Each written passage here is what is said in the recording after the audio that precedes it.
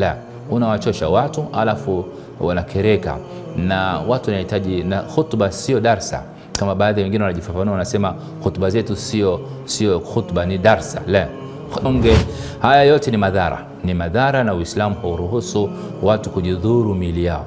Kitu chochote ambacho kinamdhuru mwanadamu, hasa akiwa ni Muislamu, basi hakiruhusiwi katika sheria ya Uislamu. Kwa hiyo mtu na ukimwona, pamoja na kwamba anaweza kuwa anajiita ni Muislamu, lakini bado anafanya vitu ambavyo vinauharibu Uislamu, vinaukanusha Uislamu.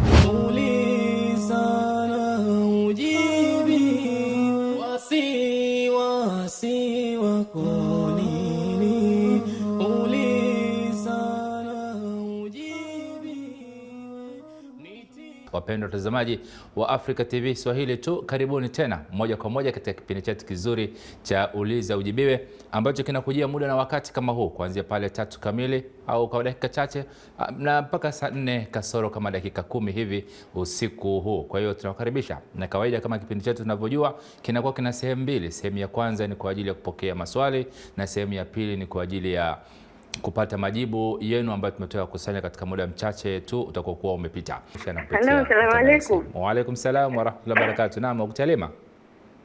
Halima amerejea tena. Mashaallah. Naam, una swali gani Ukhti Halima? Nilikuwa nauliza, mwanamke ukitaka kuswali, je, unaruhusiwa kukimu swala? Kukimu swala? Kwa mwanamke. Okay, una swali lingine? Swali lingine ni kwamba ndio, kama nimetia udhu, mume wangu kanigusa mkono, udhu unachanguka au unakuwa bado nina udhu? Okay, nimekupata maswali yako Ukhti Halima, fanya subira, inshallah baada ya muda mchache nitakujibu. Mimi naitwa Haji Kale Abud kutoka Dar es Salaam. Nani? Haji Kale Abud kutoka Dar es Salaam. Naam, una swali gani Akhi Haji? Naomba kuuliza, katika siku za Ijumaa hatibu anapaswa kurefusha hutuba na swala kuwa fupi, ama hutuba iwe fupi swala iwe refu? Okay. Una swali jingine?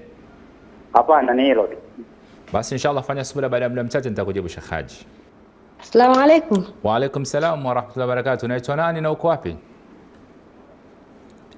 Naitwa Umu Mikail kutoka Kagera. Umu Mikail. Naam, una swali gani Umu Mikail? Mimi swali langu la kwanza, naam, ni kuhusu matumizi ya uzazi wa mpango. Hizi kinga hizi za kisasa inafaa? Assalamu alaykum wa rahmatullahi wa barakatuh. Wa alaykum salam wa rahmatullahi wa barakatuh. Sheikh Yahya, كيف حالك؟ طيب bwana, habari za huko bwana? Alhamdulillah, tujambo. Vipi na huko Kenya? Alhamdulillah, tumshukuru Allah. Naam, leo sasa Sheikh, mimi naam, endelea. Na maswali mawili Sheikh. Inshallah. Na kuomba utupe vigezo ambavyo viweza kumfanya mpaka ukajua huyu mtu kweli ni kafiri. Kwa sababu gani kusema hivi? Naam. Kuna baadhi ambayo huwakufurisha watu, wapiga shahada, lakini tuwakufurisha, tunasema hawa ni grupu ya makafiri.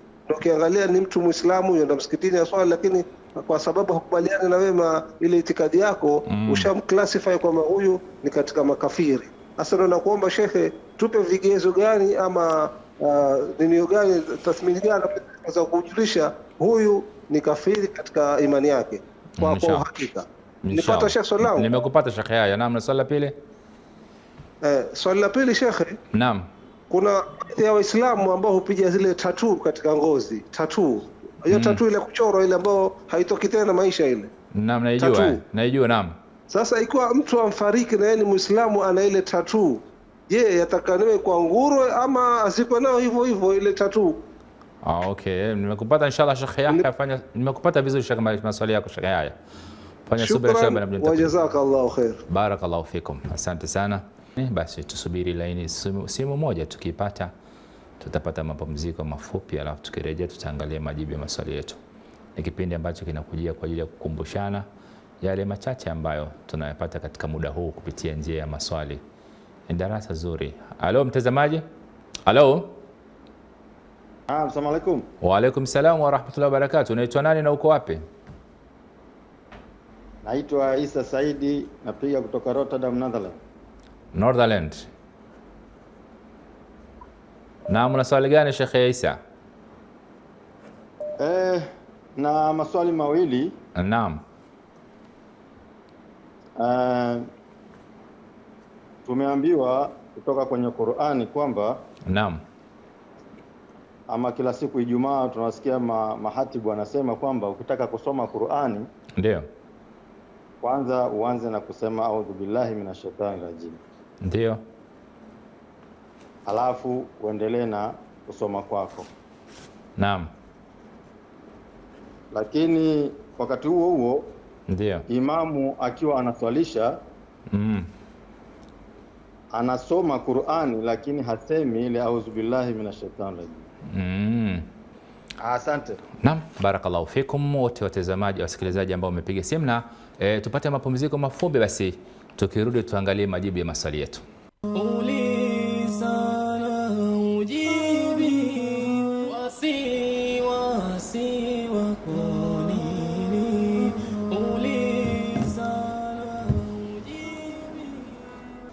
Naam, wapendwa watazamaji wa Africa TV Swahili tu, sasa karibuni tena moja kwa moja katika kipindi chetu cha pili cha kupata majibu ya maswali yetu ambayo tumetoka kukusanya katika muda mchache tu uliopita.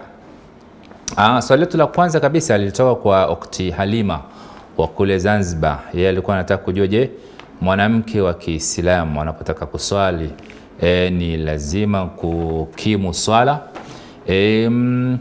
Naam, ni wajibu wake kukimu swala kwa sababu anaswali nyumbani.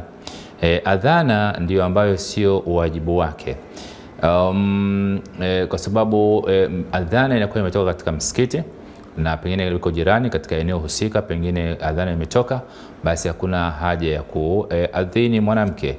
Lakini kukimu swala ni ili kuweza kuweka hadhir mwili wake na akili yake na nia yake katika kwamba sasa anaingia katika ibada ya swala. Kwa hiyo atakimu swala halafu endelea na swala yake kama kawaida. Nataka kujua vile vile, je, kama mume akimgusa, lakini tunasema kwamba kama atasahau kukimu swala, swala yake bado ni sahihi. Swala yake bado ni sahihi. Kama hakukimu swala akaswali bila kukimu, swala yake bado ni sahihi. Na ndugu yetu vile vile alikuwa na swali la pili, anasema, je, mume akimgusa mke akiwa katika udhu, au mume kumgusa mke kumgusa mume, au mume kumgusa mke, tuseme katika pande zote mbili, wakati mke ameshakushachukua udhu au mume ameshachukua udhu, je, udhu unatenguka? Hapana, udhu hautenguki, na ushahidi ni kutoka katika hadithi ya Mtume sallallahu alaihi wasallam. Mama Aisha anasimulia, anasema Mtume sallallahu alaihi wasallam alipokuwa kisha amechukua udhu anataka kwenda msikitini, alikuwa anatukumbatia, anatubusu, alafu anatoka na mimi namshika, alafu anakwenda msikitini, wala hachukui udhu mwingine. Kwa hiyo haibatilishi udhu pale anapokugusa mume au mke anapomgusa mume. Na ushahidi mwingine ni Mtume sallallahu alaihi wasallam alikuwa, hadithi imepokelewa Mama Aisha anasema, nilikuwa wakati mwingine ninalala mbele ya Mtume sallallahu alaihi wasallam, na katika ile Mtume anakuwa amesimama anaswali. Wakati mwingine mimi katika kukunja miguu inaingia anaposujudu Mtume sallallahu alaihi wasallam, kisha Mtume usukuma miguu yangu alafu akasujudu na akawa anaendelea na swala yake. Kwa hiyo miguu ni Bibi Aisha ambaye ni Mtume Muhammad, naye anaswali bado udhu wake ulikuwa pale pale, wala haukuwa ni wenye kutenguka. Kwa hiyo mke hamtengui mume wala mume hamtengui mke udhu. Kwa hiyo anaendelea mtu kuswali na udhu wake ule ule, ila pengine itakapokuwa katika kule kushikana kukaweza kupelekea kutoka na chochote katika wote wawili, basi ile kinachotoka katika utupu ima wa mwanamke au mwanamume, basi hivi ndivyo ambavyo vinaweza kuwa vimetengua udhu. Kwa hiyo inabidi watie udhu na kuweza kuendelea na ibada ya swala. Lakini kama itakuwa ni kawaida, hamna chochote kilichotokea athari yote, kwa sababu ni kugusa kwa muda mchache, basi atakuwa na udhu wake ule ule, wala hati udhu mwingine. Ndugu yetu Haji wa Dar es Salaam alikuwa anataka kujua kwamba siku ya Ijumaa nini kinachotakiwa kuwa kirefu? Ni swala iwe ndefu, khutba iwe fupi, au ni khutba iwe ndefu, swala iwe fupi? Usahihi kabisa na hadithi iliyokuja kwa Mtume sallallahu alaihi wasallam anasema, ukitaka kumjua mtu ambaye ni faqihi, yani mtu ambaye anayejua dini ya Allah subhanahu wa ta'ala vizuri, ni yule ambaye khutba yake inakuwa ni fupi, swala yake inakuwa ni ndefu. Kwa hiyo ni hivyo, maana kinachotakikana kwa kifupi ni khutba. hutuba inatakiwa iwe fupi na swala iwe ndefu. Lakini mara nyingi utashangaa kuna makhatibu wetu na wengine kabisa hata ni watu wa sunna pengine wanafanya hutuba inakuwa ndefu kuanzia pengine mtu saa 7 kamili mpaka saa 8 kamili, saa zima hutuba inaendelea. La, unawachosha watu alafu wanakereka, na watu wanahitaji, na hutuba sio darsa kama baadhi wengine wanajifafanua wanasema hutuba zetu sio hutuba ni darsa. La, darasa ni kitu kingine na kinaweza kuchukua masaa mengi kiasi mtakachoweza, lakini hutuba inatakiwa iwe fupi, maneno machache, watu wapate kustafidi na kuelewa kilichozungumzwa. Lakini swala inakuwa ni ndefu, swala inakuwa ni ndefu na si ndefu sana vile, bali Mtume sallallahu alaihi wasallam alikuwa anasoma suratul Qiyama, surat Jumaa au suratu nini ile idha jaa nasr idha jaaka almunafiq, suratul Munafiqun. Kwa sura kama hizi ndizo Mtume sallallahu alaihi wasallam alikuwa akizisoma, na wakati mwingine akitumia sabih isma rabbikal a'la na hal atak hadithu al-ghashiya.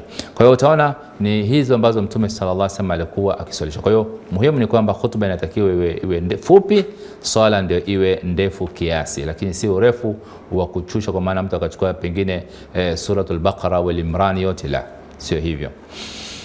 Ndugu yetu Umu Mikaili wa kule Kagera alikuwa na maswali yake mawili, na yeye anauliza vipi kuhusiana na huu uzazi wa mpango. Uzazi wa mpango kama unaofahamika hivi sasa, sijui nyota ya kijani na vitu vya namna hii na kuwekewa vijiti, sijui mara vidonge, haya yote ni madhara na Uislamu hauruhusu watu kujidhuru miili yao.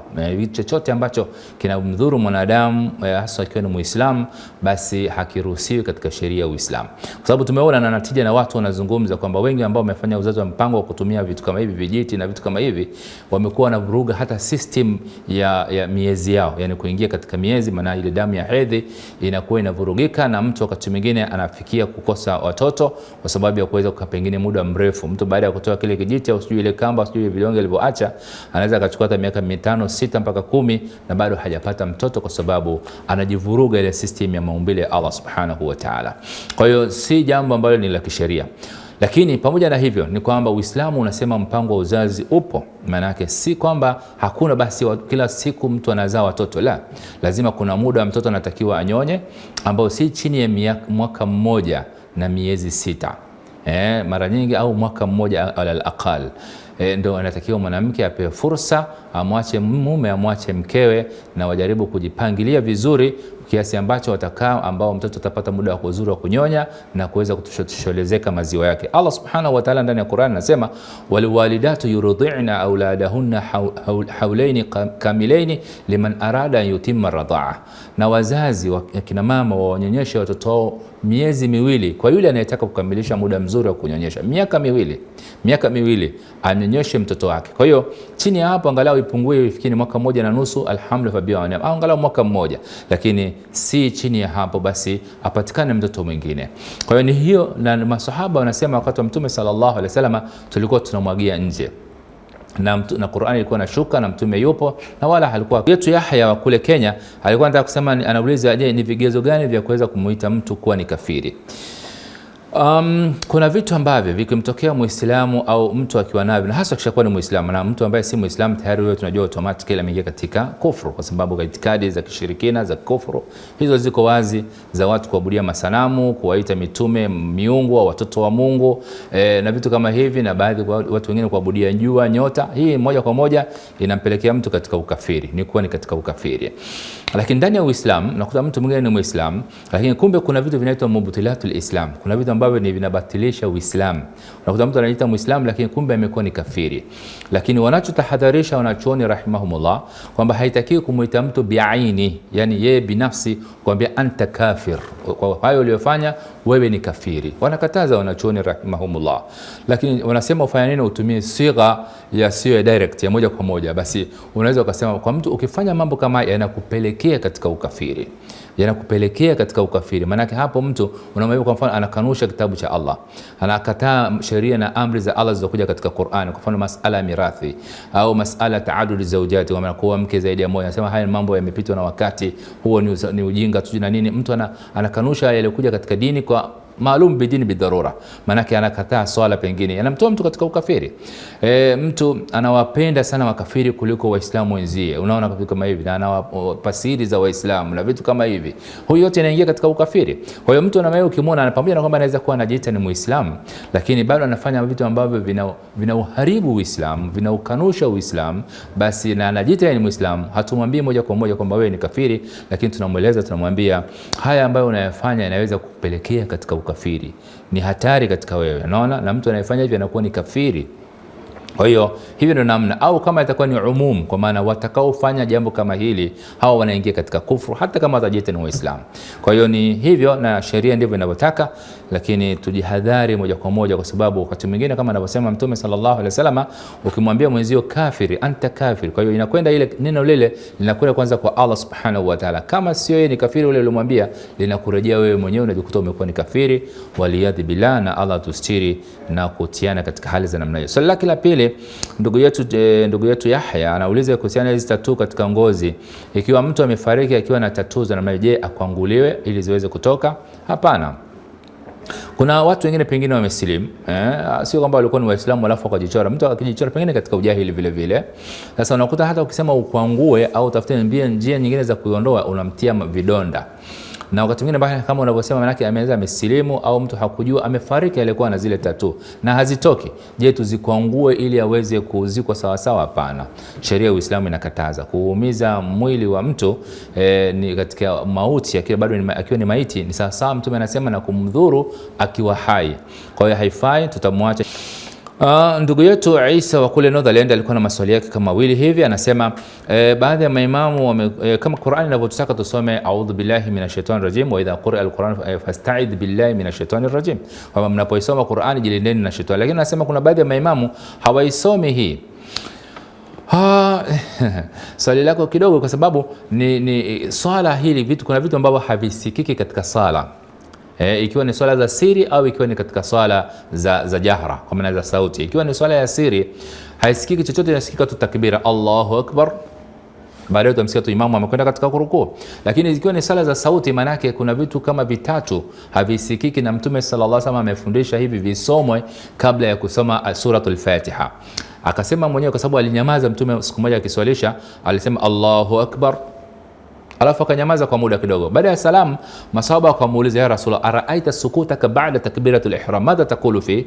Ya Rasul, baada ya takbiratul ihram unanyamaza kidogo, nini unasema? Mtume akasema, najilinda na shetani, naleta dua ya ufunguzi, wajahatu wajhiya lilladhi fatara samawati. Kwa hiyo ukisema kama isikike a'udhu billah, maana yake utataka paka na dua ya ufunguzi isikike, alafu na kujilinda na shetani isikike, na bismillah isikike, na alhamdulillah isikike. La, sunna ni kwa sababu tunatakiwa kuswali, sallu kama raaitumuni usalli. Mtume anasema swalini kama mimi nilivyokuwa nikiswali. Kwa hiyo swala za sauti ilikuwa inasikika tu alhamdulillahi rabbil alamin arrahmanir rahim, lakini ndo pale mwanzo alinyamaza kidogo, na ndio akasema naleta dua ya ufunguzi, wajahatu wajhiya na nyinginezo, alafu nasema na ta'awudhu billahi minash shaitani rajim, najilinda na shetani, alafu nasoma na bismillah.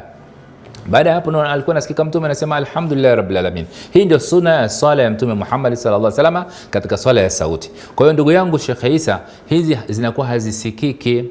Sasa na katika swala za siri vile vile zinatakiwa zisomwe, na alhamdulillah inasomwa, lakini zote alhamdulillah hisikiki. Sasa kwa kuto kusikia kwako wewe, sio kwamba mtu hasomi, ni kwamba ndio sunna ya Mtume Muhammad sallallahu alaihi wasallam anatutaka tufanye hivyo. Sasa ikiwa mtu mwenyewe anaswalisha au yeye mwenyewe anaswali alafu hakufanya haya, kosa liko kwake yeye, sio kwako wewe. Kwa hiyo ni vizuri wewe fanya, asiyefanya mkumbushe au muulize unafanya nini baada ya takbiratul ihram, nafanya hivi na hivi. Kama mimi sisomi bismillah, sisomi a'udhu billah, sisomi hata bismillah, mwambie unakosea, kwa sababu sunna Mtume ilikuwa ni hivi, anasoma hivi vitu vitatu kwa siri, alafu anadhihirisha alhamdulillah rabbil alamin katika sala za jahra. Vile vile ndio nafikiri na swali lako la pili nimelijibu hapo kwa maana ya bismillah. Bismillah nayo Mtume sallallahu alaihi wasallam katika swala za sauti kama Isha alfajiri alikuwa hasikiki sauti ya bismillah. Kwa hiyo na sisi lazima tuige sunna ya Mtume Muhammad sallallahu alaihi wasallam, kwa sababu hivi ndivyo tulivyofundishwa na yeye mwenyewe Mtume Muhammad sallallahu alaihi wasallam, kwa sababu anatutaka tuswali kama yeye alivyokuwa anaswali. Kwa hiyo ukirudi inshallah Sheikh Isa, fanya subira, endelea kuulizia, fuatilia huko. Nafikiri kwa hao ambao mfuate ambaye pengine hasomi usikii, anaanza tu na alhamdulillah Alhamdulillahi rabbil alamin. Mfuate, muulize, atakufahamisha inshallah, kwa sababu watu wa sunna si wakali. Watu wa sunna ukifuata kama anafanya kitu ambacho wewe unahisi si sahihi, atakuelekeza vizuri inshallah, na wala hamtagombana, kwa sababu kuna ushahidi ambao umethibiti namna hiyo mbele ya vitabu vya hadithi, na hakuna shaka inshallah, na Allah akituwafikisha tutakuwa ni wenye kuelimika na kuweza kufanya mambo yote ibada zetu vizuri biidhnillah subhanahu wa ta'ala. Ndugu zangu katika imani, naona wakati wangu umeshanimalizikia, basi niwashukuru sana wale wote ambao wamepiga simu na kuuliza maswali, niwatakie usiku mwema, na wale ambao vile vile hawakupiga simu lakini wamekaa pembezoni mwa runinga zao kwa ajili ya kupata mawili matatu na faida katika yale ambayo tunayazungumza. Allah tujalie sote katika mizani yetu iwe ni yenye kupata uzito, kwa sababu tunatafuta kumjua Allah subhanahu wa ta'ala, na siku ya kiyama tuwe ni wenye kufanyiwa hesabu nyepesi, au tuingie peponi bila hesabu biidhnillah subhanahu wa ta'ala, na tuingize Allah katika pepo ya Firdaus al-A'la, kwa maana Firdaus pepo ya juu kabisa, sote kwa pamoja biidhnillah subhanahu wa ta'ala. Niwashukuru sana na niwatakie usiku mwema mpaka tutakutana tena katika kipindi kinachokuja biidhnillah subhanahu wa ta'ala. Ni mimi ndugu yenu Salim Shams nikisema subhanakallahumma bihamdik ashhadu an la ilaha illa anta astaghfiruka wa atubu ilaik. Assalamu alaykum wa rahmatullahi wa barakatuh.